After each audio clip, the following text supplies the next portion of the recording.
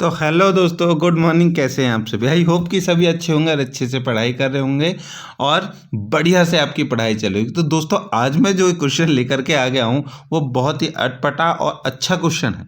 ठीक है, जीवन के लिए है क्वेश्चन, स्पेशली ये महिलाओं के लिए और पुरुषों के लिए। मतलब महिला पुरुषों के लिए क्यों बोल दिया, इट मीन्स के पति पत्नियों के लिए है। ठीक है, तो चलिए देखो, हो गए ना तुम्हारे कान खड़े। अब पता चलेगा तुम्हें पति पत्नियों के बीच भी होता है क्या, एजेंट एजेंसी का लफड़ा।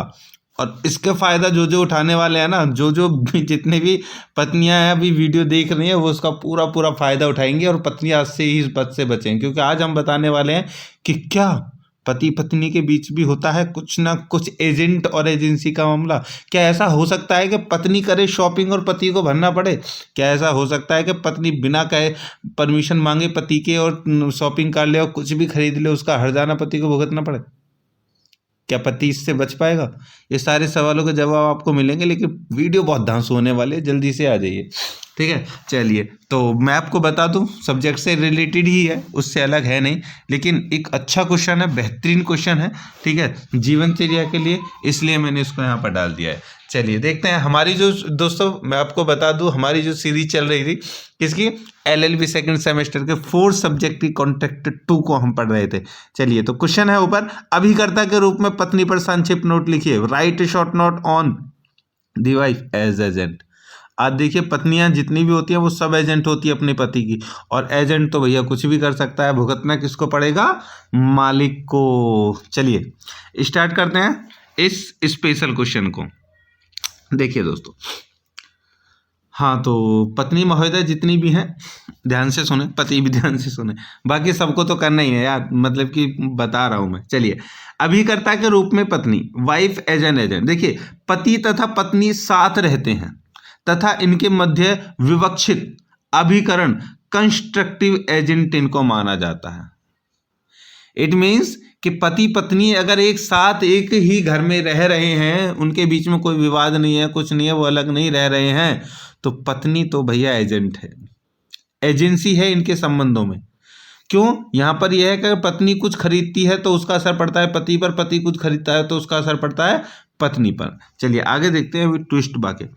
जो पत्नी अपने पति के साथ रहती हैं उसे पति के नाम से घरेलू वस्तुएं खरीदने का पूर्ण अधिकार प्राप्त हो जाता है। मतलब घर के नाम पर वो कुछ भी खरीद सकती हैं। यदि कोई पत्नी अपने पति की गलतियों के कारण अपने पति से पृथक अलग रहती है तथा पत्नी ने, अब ध्यान रखना, पति ने उसके भरण पोषण की व्यवस्था नहीं की है, तो वह पत्नी आवश्यकता के आधार पर उसके द्वारा क्रय की गई खरीदी गई वस्तु के लिए अपने पति को उत्तरदायी बना सकती है। यही तो इंपॉर्टेंट फैक्ट है। इट मीन्स कि पत्नी, अगर कोई पति है और पत्नी को वो अच्छे से नहीं रख रहा है, उसको अलग रख रहा है, या फिर पत्नी की कोई वो नहीं है, पति अपना वो रौब जमा रहा है, तो पत्नी कुछ भी खरीद सकती है और उसका मालिक कौन बनेगा, उसका पति, बशर्ते तब कि जब उसके लिए भरण पोषण के लिए वो कुछ नहीं कर रहा है। चलिए, परंतु अन्य कार्यों के संबंध में वह पति की अभिकर्ता नहीं होगी। लेकिन और ये तो केवल भरण पोषण के मामले हैं, इससे अलग किसी और पति जो अभिकर्ता नहीं होगी, इस बात का ध्यान रखना। ठीक है, इट मीन्स के पति भैया जितने भी हैं वो ध्यान रखें अपनी अपनी पत्नियों को कि भैया उनको जरा भरण पोषण मतलब कि उनका ख्याल रख लें। नहीं तो वो तो आप ख्याल नहीं रखोगे, वो अपना ख्याल अपने आप रख लेगी, फिर भी तुम्हें उसका हर्जाना भुगतना पड़ेगा। ठीक है, चलिए तो परंतु यदि पत्नी अपनी ही त्रुटियों के कारण पृथक रहती है, मतलब अपनी ही कमियों के कारण पति से अलग रहती है कोई पत्नी, तो वह अपने पति की किसी भी प्रकार की अभिकर्ता नहीं होगी। इट मीन्स कि वो अपने पति की किसी भी प्रकार की एजेंट नहीं होगी। केवल विवाह के तथ्य के आधार पर कोई पत्नी अपने पति की अभिकर्ता नहीं होगी। देखिए, केवल कोई ऐसा भी नहीं है कि कोई कोर्ट मैरिज कर ले, विवाह कर ले और फिर दूर दूर रह रहे हैं, इस तरह से भी जरूरी नहीं, इस तरह से भी नहीं है कि वो अभिकर्ता होगी। अभिकर्ता कब होगी? जब पत्नी को पति का अभिकर्ता होने के लिए एक घर की कल्पना की गई है। इट मीन्स कि एक घर होना चाहिए, दोनों एक ही घर में रह रहे हो तथा उस घर में पति पत्नी दोनों रहते हो, पति पत्नी दोनों रहते हो। पति तथा पत्नी के मध्य अभिकरण के लिए पति तथा पत्नी का एक घर में रहना, मतलब कि कोहेबिटेशन आवश्यक है। अब देखिए, पत्नियों के लिए स्पेशल बात क्या थी इसमें? पत्नियों के लिए स्पेशल बात ये थी कि जब पति आप अपने पति के घर पे रह रही हैं और पति की आपको लग रहा है कि पति हमारा कंजूस है और ये नहीं कर रहा, वो नहीं कर रहा, तो अब यहाँ पर आपके लिए अधिकार है कि आप कुछ भी खरीद सकती हो। ठीक है, आप कुछ भी खरीद सकते हो। कैसे खरीद सकते हो? सीधा ऑनलाइन मंगाओ या कहीं से मंगाओ और कह करके घर पे बुला लो। घर के बुला करके कह दो भैया लाओ सामान दे दो मुझे, पैसे हमारे पति दे देंगे जब आ जाएंगे, बस तुम्हारा काम हो गया। लेकिन इसके लिए जरूरी है कि पति थोड़ा सा ठीक ठाक हो, वरना कभी पता चल रहा है तुम्हारे ही गड़बड़ कर दे। ठीक है कि मेरी बिना उसमें राजी के कैसे तुम्हें, लेकिन ये कानूनन अधिकार देता है। देखिए अगर आप घर में हैं और आपको बहुत तेज भूख लग रही है, घर में कुछ भी नहीं है खाने के लिए, वो पति है नहीं, तो आप कुछ भी मंगा करके खा सकती हैं। ठीक है, इतनी ही तक बात सीमित रखना। ठीक है, तो जितनी पत्नियां देवी हैं इतनी तक बात है, आप कुछ भी मंगा कर खा सकती हैं, उसका पेमेंट तुम्हारा पति भरेगा, आपको भरने की कोई आवश्यकता नहीं है। ठीक है दोस्तों, चलिए आगे चलते हैं।